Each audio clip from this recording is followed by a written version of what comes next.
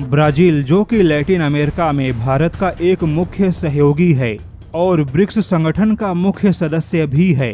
Brazil, जो कि दुनिया का 5वां सबसे बड़ा देश है, जिसका क्षेत्रफल भारत से भी ज्यादा बड़ा है, लेकिन इतना बड़ा देश होने के बावजूद ब्राजील ने सुरक्षा के नाम पर मिसाइल डिफेंस के क्षेत्र में कभी कोई बड़ा कदम नहीं उठाया। हालांकि ब्राजील का कोई बड़ा दुश्मन नहीं है। ब्राजील के पड़ोसी अर्जेंटीना के साथ ब्राजील की प्रतिस्पर्धा है। अर्जेंटीना और ब्राजील एक दूसरे को प्रतिद्वंदी मानते हैं, लेकिन दुश्मन नहीं मानते।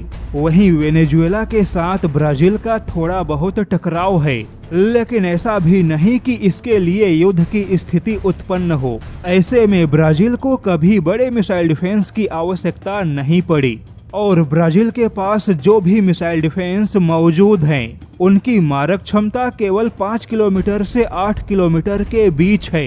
हालांकि अब ब्राजील बदलते समय के साथ अपनी सुरक्षा को थोड़ा बढ़ाना चाहता है, जिसके लिए ब्राजील 25 से 40 किलोमीटर के रेंज के मिसाइल डिफेंस को तैनात करेगा और इसके लिए ब्राजील ने भारत के आकाश मिसाइल डिफेंस को चुना। लेकिन ब्राजील ने चीन के DK-10 मिसाइल डिफेंस को भी प्रतिस्पर्धा में बुलाया।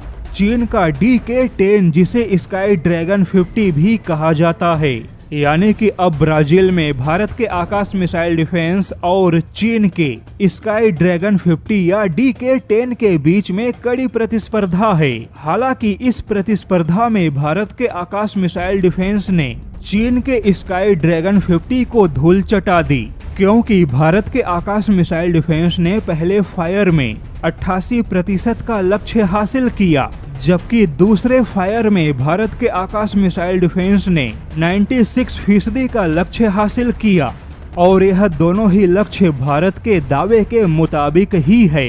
जबकि चीन के DK-10 मिसाइल डिफेंस ने 65% और 72% का लक्ष्य हासिल किया।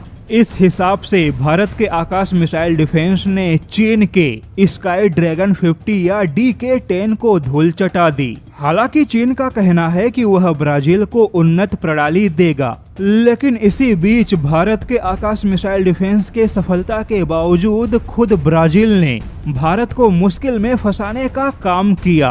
दरअसल ब्राजील चाहता है कि भारत भी उसके एम्ब्रेयर जैसे विमानन कंपनियों के साथ सहयोग मजबूत करे। एम्ब्रेयर, जो कि बोइंग और एयरबस के बाद दुनिया की तीसरी सबसे बड़ी विमानन कंपनी है।